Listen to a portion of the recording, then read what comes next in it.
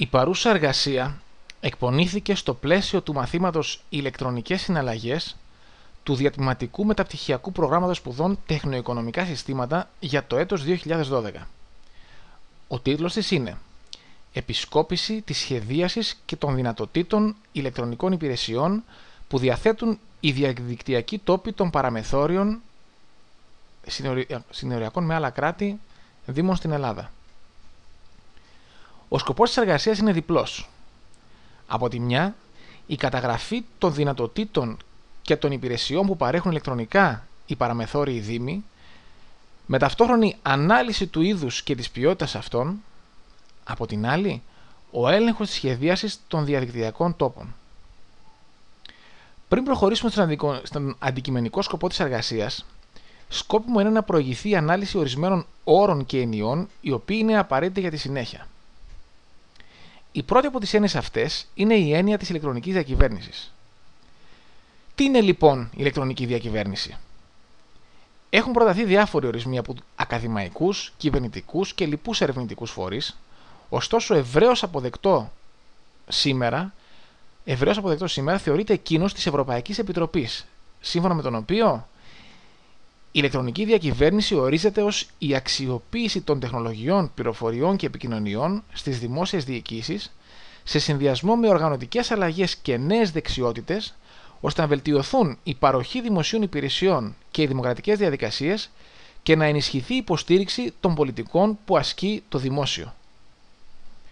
Ωστόσο, η ανάπτυξη και διάδοση εφαρμογών ηλεκτρονικής διακυβέρνησης συναντά διάφορα εμπόδια, διάφορα αντικίνητρα, τα οποία σε γενικές γραμμές μπορούν να καταταχθούν σε κάποιες μεγάλες κατηγορίες, δηλαδή ζητήματα που άπτονται της εμπιστοσύνης των χρηστών στη τεχνολογία, ζητήματα που άπτονται της οργανωτικής ακαμψίας που εμφανίζει πολλές φορές σε δημόσια διοίκηση, τόσο σε επίπεδο ηγεσίας όσο και επίπεδο εργασιακού δυναμικού, αλλά και οι ανισότητες στο απαιτούμενο επίπεδο ψηφιακών δεξιοτήτων για το χειρισμό εφαρμογών ηλεκτρονικής διακυβέρνησης, ανισότητες που προκαλούνται από παράγοντες ηλικιακούς, μορφωτικούς, γλωσσικούς και άλλους.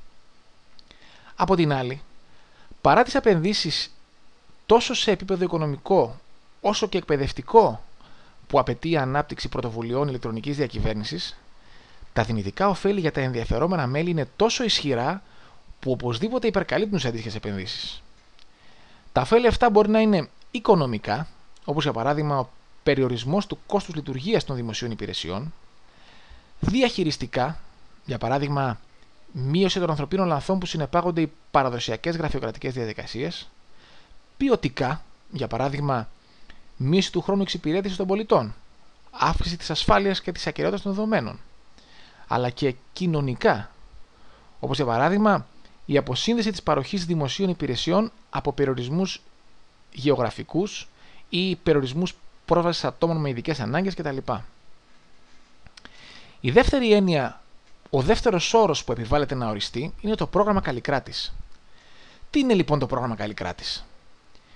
Είναι ένα ευρύ νομοθετικό πρόγραμμα με το οποίο μεταρρυθμίστηκε η διοικητική διαίρεση της Ελλάδας σε επίπεδο τοπικής αυτοδιοίκησης, με τη μεταφορά ταυτόχρονα εξουσιών και αρμοδιοτήτων από το κεντρικό κράτος προς την τοπική αυτοδιοίκηση. Οι κυριότεροι λόγοι που επέβαλαν τη δημιουργία του προγράμματος ήταν η ανάγκη για οργανωτικό και λειτουργικό εξορθολογισμό της δημόσιας διοίκησης, αλλά και προσπάθεια διευκόλυνση των επαφών του πολίτη με το κράτος, υιοθετώντας την αντίληψη του να μπορεί να εξυπηρετείται ο πολίτης απευθυνόμενος σε ένα επίπεδο αυτοδιοίκησης. Για να επιτευχθούν αυτοί οι στόχοι, τα πράγματα που κρίθηκε ιδιαίτερα σημαντικό να υλοποιηθούν, οι δράσεις δηλαδή που κλήθηκε να λάβει η δημόσια διοίκηση, είναι από τη μια η αντικατάσταση του γραφειοκρατικού μοντέλου από ένα άλλο διοικητικό μοντέλο, από την άλλη η εφαρμογή ηλεκτρονικής διακυβέρνησης σε αυτό το νέο διοικητικό μοντέλο. Έχοντας πλέον ξεκαθαρίσει τις δύο αυτές βασικές έννοιες, προχωρήσαμε στη συλλογή των απαραίτητων δεδομένων για την εργασία. Εντοπίστηκαν αρχικά οι παραμεθόριοι δήμοι του Καλλικράτη, δηλαδή εκείνοι οι δήμοι οι οποίοι διαθέτουν χερσαία σύνορα με τουλάχιστον ένα ξένο κράτος. Η έρευνα περιορίστηκε αναπεριφέρεια και αναπεριφερειακή ενότητα, που είναι η νέα ονομασία της πρώην νομαρχιακής αυτοδιοίκησης, και εντοπίστηκαν 22 καλλικρατικοί δήμοι. Στη συνέχεια έπρεπε να καθοριστούν οι παράμετροι οι οποίες πρέπει να αξιολογηθούν τόσο στο κομμάτι του σχεδιασμού των διαδικτυακών τόπων, όσο και στο κομμάτι των ηλεκτρονικών υπηρεσιών που αυτοί παρέχουν. Οι παράμετροι αυτές αντλήθηκαν από τα βασικά έγγραφα που διέπουν το ελληνικό πλαίσιο παροχής υπηρεσιών ηλεκτρονικής διακυβέρνησης. Όσον αφορά στο σχεδιασμό, χρησιμοποιήθηκαν αφενός το έγγραφο «Κανόνες και πρότυπα για το σχεδιασμό, ανάπτυξη και λειτουργία των διαδικτυακών τόπων της δημόσιας διοίκησης», αφετέρου το έγγραφο «Πλαίσιο πιστοποίησης δημόσιων διαδικτυακών τόπων». Αναφορικά δε με τις δυνατότητες ηλεκτρονικών υπηρεσιών, χρησιμοποιήθηκε το έγγραφο «Πλαίσιο διαλειτουργικότητας και υπηρεσιών ηλεκτρονικών συναλλαγών». Τα κριτήρια που περιέχονται στα έγγραφα που μόλις αναφέραμε είναι εξαιρετικά πολυπληθή, της τάξης των εκατοντάδων. Επομένως, έπρεπε να γίνει επιλογή των αντιπροσωπευτικότερων από αυτά, με γνώμονα τόσο τη σφαιρικότητα, όσο και την ταχύτητα αξιολόγησης που μπορούν να παρέχουν. Η σχεδιαστική ανάλυση των διαδικτυακών τόπων με βάση τα κριτήρια που επελέγησαν έδειξε τα εξής. Στο κομμάτι της ονοματοδοσίας δεν έχει δοθεί ιδιαίτερη βαρύτητα, καθώς μόλις το 9% των διαδικτυακών τόπων των Δήμων κατέχει όνομα με κατάληξη .gov.gr. Αντιθέτως, στην εικαστική παρουσίαση τα πράγματα δείχνουν καλύτερα, αφού όλοι οι διαδικτυακοί τόποι υπακούουν τουλάχιστον στις βασικές αρχές της. Όσον αφορά στη δομή και στο περιεχόμενο, και τα 9 κριτήρια που χρησιμοποιήθηκαν κρίνονται ως ιδιαίτερα σημαντικά. Επομένως, το ελάχιστο αποδεκτό θα ήταν η ικανοποίηση τουλάχιστον 7 από αυτά.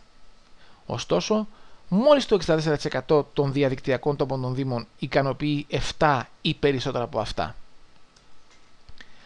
Στο θέμα της προσβασιμότητας, τα πράγματα είναι μοιρασμένα, αφού από τη μια πλευρά, τη θετική, όλοι οι διαδικτυακοί τόποι είναι προσβάσιμοι από τους δημοφιλέστερους browsers.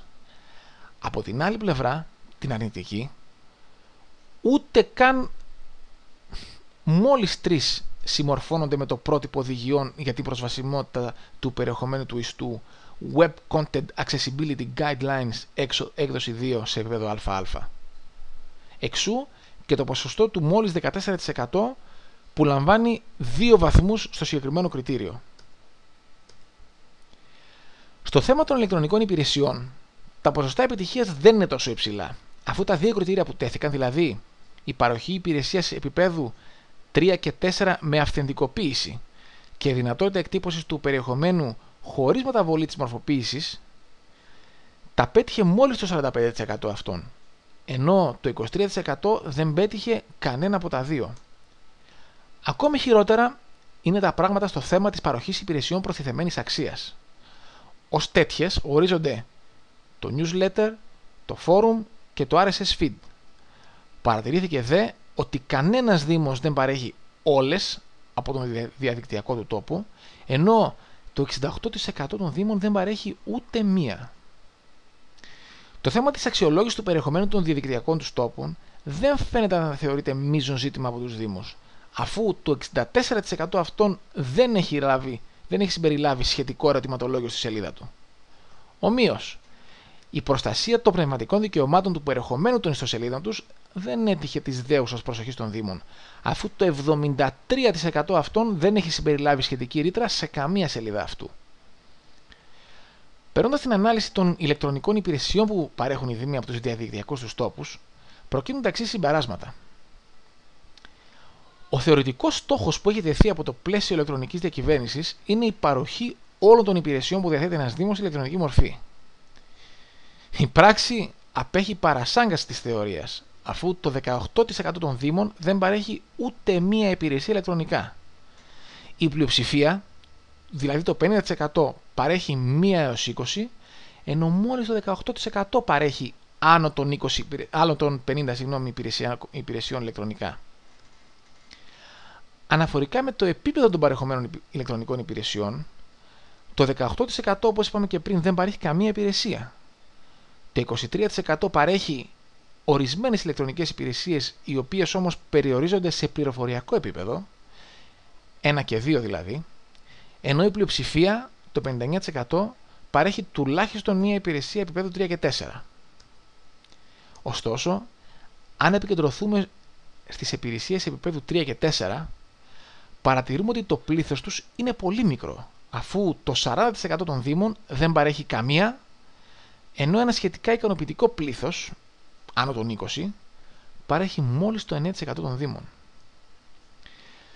Συνοψίζοντας τα παραπάνω, οδηγούμαστε στα εξής συμπεράσματα.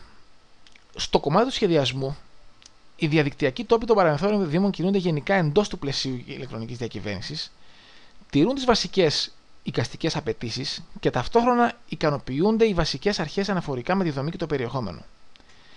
Δεν αποφεύγονται ωστόσο ορισμένες ελλείψεις, όπως για παράδειγμα στα θέματα της αξιολόγησης, της παροχής όρων χρήσης περιεχομένου ή της παροχής υπηρεσιών προστιθεμένης αξίας.